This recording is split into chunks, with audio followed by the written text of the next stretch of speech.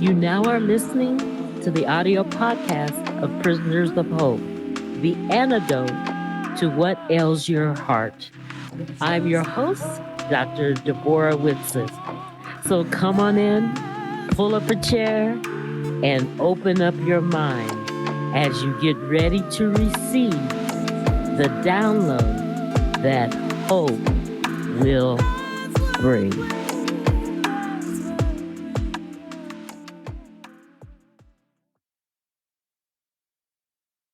Well, good day. This is Dr. D, and welcome to the second part of a two-part series on the art of perseverance.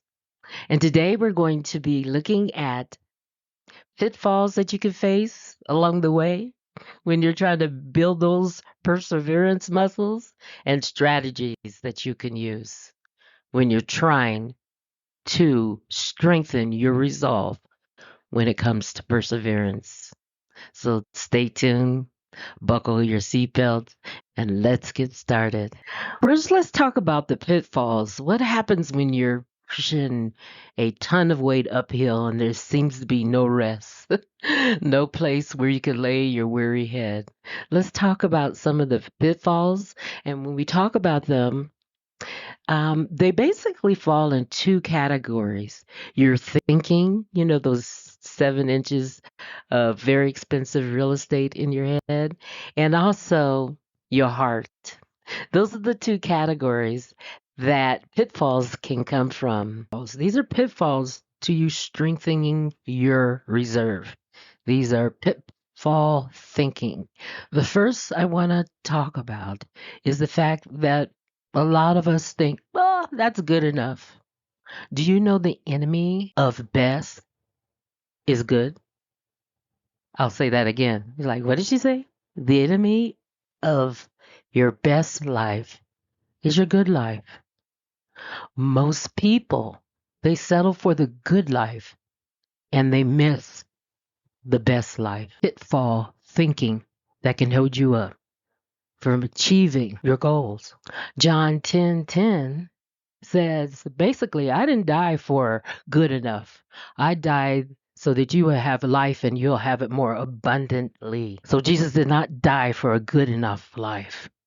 He died for the best life. A lot of times our problems start in our heart, and failure is a heart problem.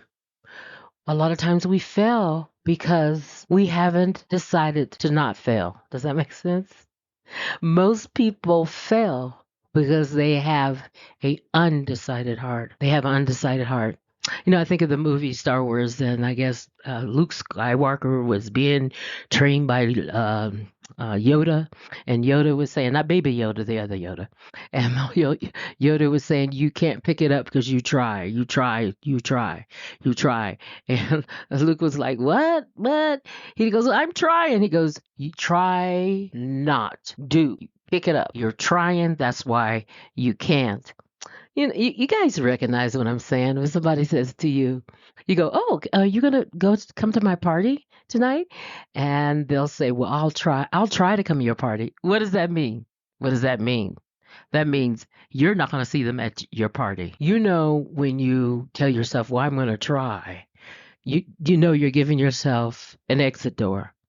There's no try. There's do or do not. Remove that word try. Another pitfall thinking is that, why am I having trouble? I'm doing what I'm supposed to be doing, and why am I having trouble? Well, Paul, Peter, all the disciples, Timothy, all of them could have asked that question. There was trouble wherever they go. I remember when I was new to the mentor-mentee phenomenon, I had a mentor, an older woman, and I guess I was bitching and moaning. I'm like, oh, I don't know when. I can't wait till I'm free of adversity, free of exams. I think I was in graduate school and I was complaining about all the tests I had and the papers I had to write. And I can't wait, till I'm free. I'm free. And she said, you'll never be free of adversity because this is a fallen world. There always will be challenges. And guess what? Adversity and challenges gives God a chance to show out. because it was a Red Sea experience, which means you had nowhere to go. It was a miracle. My pastor likes to say, new level, new devil. The higher you go, the more challenges you're going to have. You're going to have new challenges, right? It's actually very crazy. People, oh, I want a big house. I want a big house. I want a lot of land. But again, oh, it's so much work.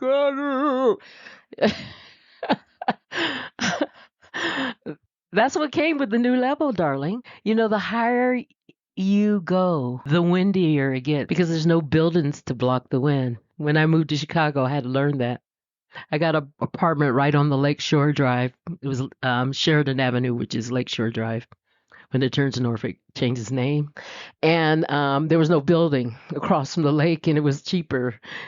And being a West Coast girl, I found out why in the winter. It colder than heck. You were concerned about wind tunnels. It gets windy. So when you're out in the wind, you've never passed this way before. It's a whole new territory. Dr. Seuss has said, the going look goiner, the trees look treer.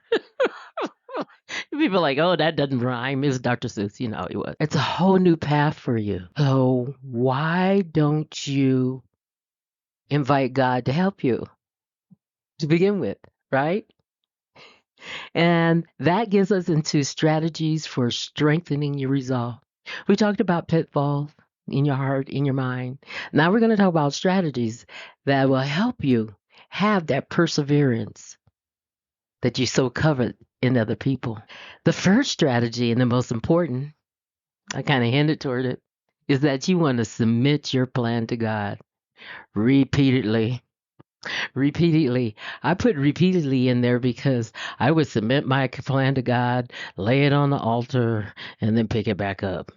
Submit my plan to God, lay it on the altar, and pick it up back up. Then I would submit my plan, truly lay it on the altar, get relief, and pick it back up. You see, process is getting longer and longer. And I'm like, when is this going to change? You feel like, Paul, why do I do this wretched thing, my wretched soul? Why do I do the things I hate and avoid the things I love? But you know what? Be patient with yourself, because I notice my picking it back up is getting shorter and shorter. One day I hope to lay it on the altar and leave it there, but submit your plans to God. Matter of fact, if you look at Proverbs 6, we're going to look at 6, and then I'm going to skip to 9. If you look at Proverbs 6:3, and then I'll skip to 9. If you look at Proverbs 6:3, it says, commit your actions to the Lord, and your plans will succeed. Commit your actions to the Lord, and your plans will succeed. Another version says, commit your works to the Lord, and your plans will be established. I really like that. You're going to establish your plans if you commit it first to God. This final translation says, put God in charge of your work. Then what you plan will take place. I like that. Put God in charge of what you're doing. So commit your plan to God. If we look at Proverbs 9, skipping to 9, it says, we make our plans, but God determines our steps. Isn't that good? We might make plans, but God has a purpose and He's determined where we're going to go. That's good news and good news to me, because that means that if I get off path and if I'm within His purpose, He'll correct me. He'll put me back on the path. This is absolutely wonderful. I really like that. Another translation of 6:9 says, the heart of man plans his ways, but God establishes path. I really like that. A non-biblical saying goes, what does it go? Man plans, God laughs.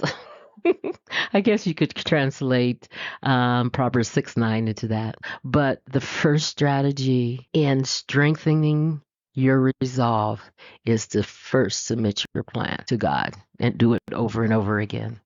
I'd like to tell a story about a traveling wife, a rich man, and a telegram. There once was a very wealthy man who lived in Boston, and his wife was traveling abroad. She had taken a ship to Spain, and while in Spain, she saw this beautiful painting that was quite pricey. So she had telegrammed her husband and asked whether he would be okay with her purchasing it. She convinced him. She did a good selling job, she thought. She convinced him how beautiful it would look in his smoking room or in the foyer where he greeted his business partners. So the telegram came back to her. She was happy to receive a telegram back the next evening. And it said, no price too high. And she was like, wow, he really loves me. There is no price too high. I can purchase this painting and it's cool with him. So about 4 months later, remember I told you it was years ago, so it took her 4 months to get back home. She was like, oh, I want to show you the gorgeous painting that I bought in Spain. You know, the one you said was okay? And he goes, I'm confused. No, I told you price was too high. And she brings out the telegram and she shows it to him. It reads, no, price too high. Well, evidently something happened in the translation or the transaction between him and his secretary. His secretary had left out the comma. The telegram should have read, no, price too high. So, which is it in your life, in your personal life? Is it no, price too high, or no, price too high? Those are the same words. But the second strategy, you got to watch where you place the commas in your life. You have to be careful. I like to say, you got to watch where you put the but in your life. Okay? Be careful where you put the commas in your life. The third strategy in strengthening your resolve is to make sure your walk matches your talk and refuse to give up until your walk and your talk matches. And what do I mean by that? Your walk is actually a verb. It means you got to do something. My pastor says, do the thing that you would do if you knew God was for you and not against you. So you got to actually do something. So what you're doing got to match what you're talking, what you're saying. Now, this is psychologically a point that I want to point out, a point I want to point out. Let me check that out. If what you're doing does not match your internal talk, what will happen is that your internal talk will match your actual walk. Does that make sense? You got to be careful. You want to make sure that they match because if they don't, you're going to self sabotage. Your self talk is going to talk you out of everything that you wanted, everything God wanted, the joyful life that He wanted for you. I have another story. There's a story about two frogs, and these frogs lived in the swamp. That's nothing unusual, but they lived by a dairy farm, kind of different. And one night they hopped into the dairy farm and they hopped into a barrel, and the barrel was full of warm, beautiful milk. And they were so elated. They had never tasted something so delectfully tasteful. So they drank and drank until their little frog bellies were full. Now, there were two frogs. Remember, I told you they were brothers. So one brother said to the other brother at this point, "Well, it's time to go home."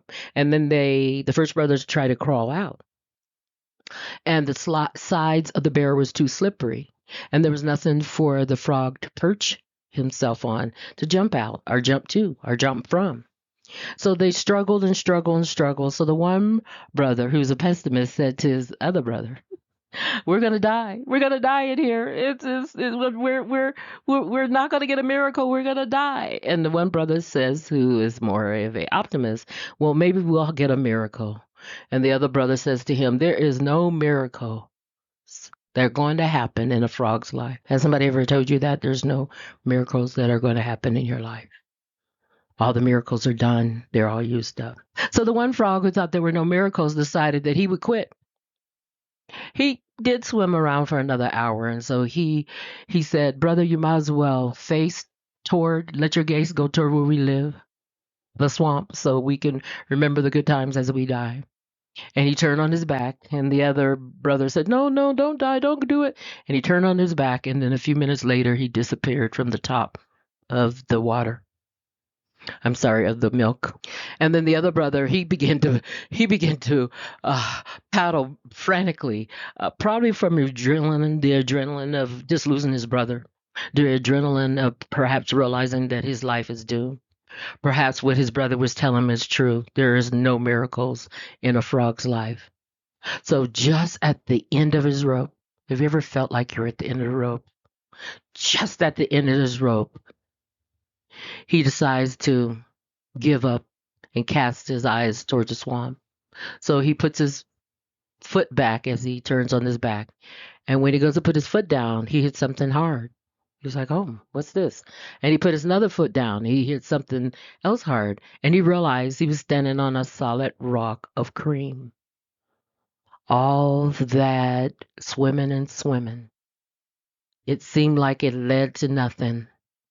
All that struggle in the darkness, it seemed like it led to nothing. But from that struggle, he built his victory. He was able to crawl out. I really like that story because it talks about persistence. You keep on going. Number 4, when you're dealing with God, you got to expect change. You got to expect to go through changes because God is a God of growth. He's a God of creation. When you think about creation, you think about something that's growing, right? Right? As opposed to death and dying. So things are always changing. If you are going to follow God, you got to be flexible. So number 4 is just be flexible. That if you're going to follow God, you're going to travel through some area.